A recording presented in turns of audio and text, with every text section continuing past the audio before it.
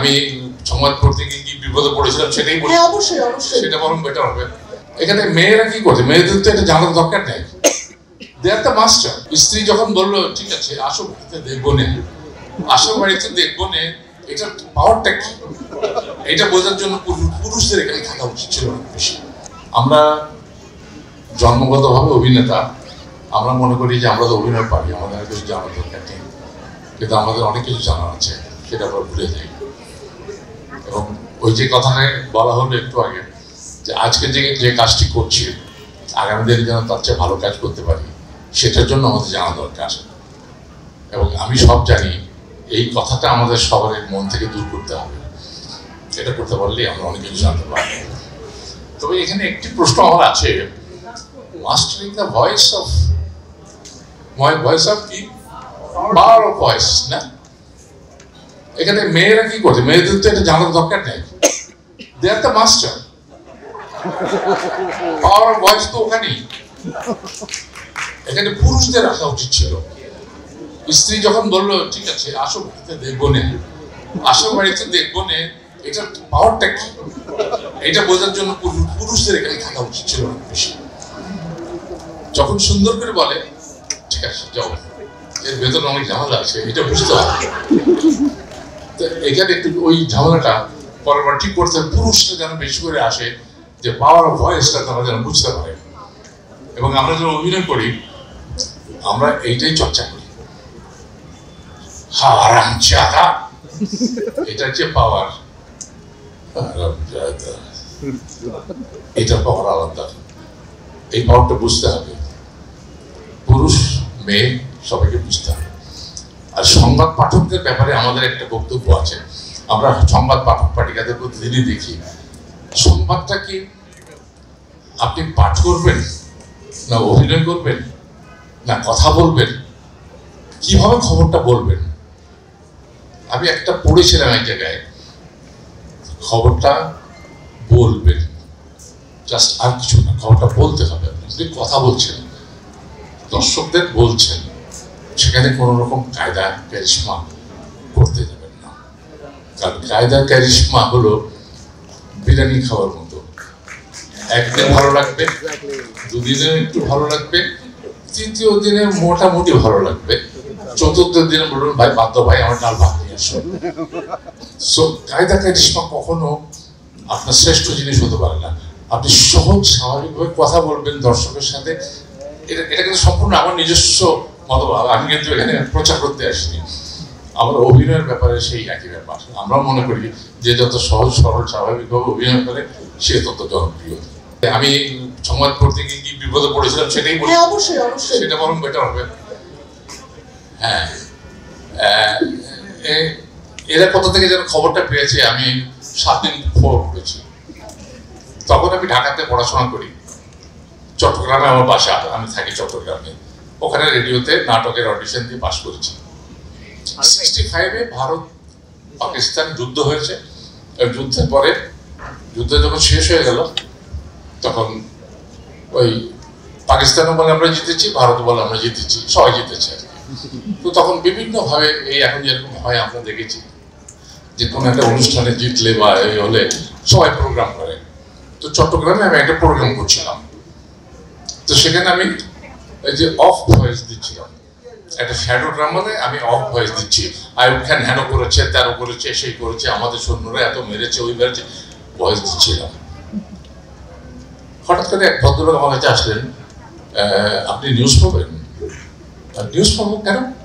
না মানে চট্টগ্রাম বেতারে আমাদের নিউজ রিডার দরকার। আমি বললাম যে আমি তো বেতারে অভিনেতা হিসেবে পাস করেছি, কিন্তু খবর পড়বো এটা তো আমি, না না কোনো অসুবিধা নেই, আপনি আছেন, আপনার কণ্ঠটা আমাদের খুব পছন্দ হয়েছে। ঠিক আছে, একটা লোভ আছে, ঠিক আছে, একটা ভয়েস যদি রেডিওতে যায়। পরের দিন গেলাম, 7 দিনের একটা কন্ট্রাক্ট শুরু করলাম। ঠিক আছে, খুব ভালো, কিন্তু অনেক কিছু জানা ছিল না আমার খবরটা পড়তে হবে 7টার সময়, আমাকে যেতে বলেছে 4টের সময়। 4টা গেলাম, যাওয়ার পরে এতগুলো নিউজ আমাকে ধরিয়ে দিল, আর এতগুলা কার্বন পেপার দিয়ে দিল, বলে যে ট্রান্সলেট করেন। হ্যাঁ, ইংরেজি খবর আমাকে ট্রান্সলেট করতে হবে। বলে হ্যাঁ, যে নিউজ রিডার তাকেই ট্রান্সলেট করতে হয়। আমরা সব মনে হচ্ছে আমি তো 33 আর 34 বেশি ইংলিশে পাইনি ভাই, মনে কি ট্রান্সলেট করবো? বলে না অসুবিধা নেই, আমরা আছি তো, আমরা হেল্প করবো। ঠিক আছে, কিছু দূর যাওয়ার পরে ভাই একটা ডিকশনারি দেন। ডিকশনারি তো আমাদের নাই এখানে। আচ্ছা, কালকে রাওয়ালপিন্ডিতে একটা আমরা ইয়ে দিয়ে দেবো, রিকুইজিশন দিয়ে দেবো, আপনি পেয়ে যাবেন। 7 দিন আমি পড়বো, 7 দিনের মধ্যে কিন্তু রাওয়ালপিন্ডিতে কোনো উত্তর আসেনি। যাই হোক, 6 দিন পড়লাম, মোটামুটি পার হয়ে গেলাম। 7ম দিনেই হলো ঘটনা। আমরা নিউজটা পাতলা 3 পেপারে লিখতাম অনুবাদ করে। একটা হার্ড পেপারের উপর একটা ক্লিপ দিয়ে 3 পেপারটা লাগানো থাকতো, 10টা বা 15টা কাগজ থাকতো। ওটা আমরা বগলে করে নিয়ে এই গ্রাউন্ড ফ্লোরে স্টুডিও ছিল, 3 তলা থেকে গ্রাউন্ড ফ্লোরে যেতাম। করেছি, করতে করতে দেরি হয়ে গেছে। 7টায় নিউজ, 1 মিনিটও বাকি নেই। আমাকে তো টান দিয়ে নিয়ে চলে গেল প্রডিউসার, যে ভাই দেরি হয়ে যাচ্ছে। বগল করে নিয়ে বোর্ডগুলো দৌড়ালাম, নিচে নামলাম 3 তলা থেকে, বুথে ঢুকলাম। 7টা বেজে গেছে অলরেডি। হ্যাঁ, রেডিও পাকিস্তান চট্টগ্রাম এসে আমার খবর পড়ছি, আর খবর পড়ছি কি আমি হাঁপাচ্ছি। তো যাই হোক, একটু হাঁপানোটা ঠিক হলো।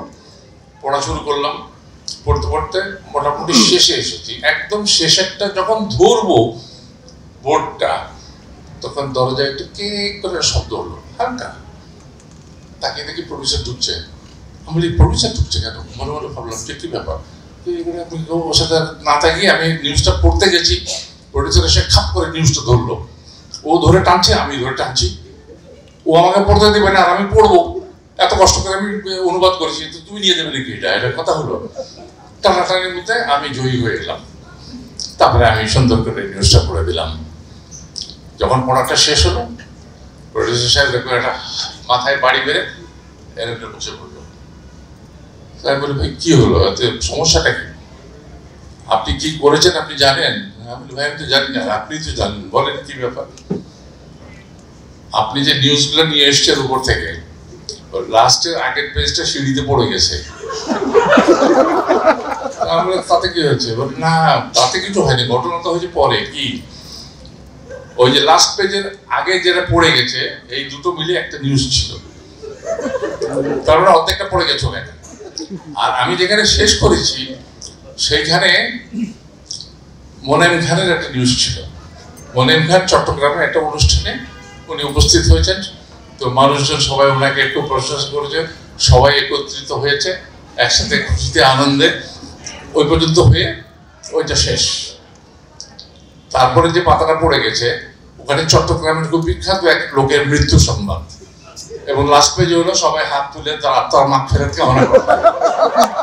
আমি মোলায়েম খানের তার মাগ ফেরত কামনা করে দিয়েছি। So that was my reading, news reading. That was the last one. আমি কান ধরেছি, ভাই এটা আমার পক্ষে সম্ভব না। কিন্তু তারপরে যেটা হলো, ম্যানেজার সাহেব, নিউজের ম্যানেজার আমাকে 3 তলায় ডেকে নিয়ে গেলেন। 10 মিনিট দরজা বন্ধ করে আমার উপর ঝড় গেল।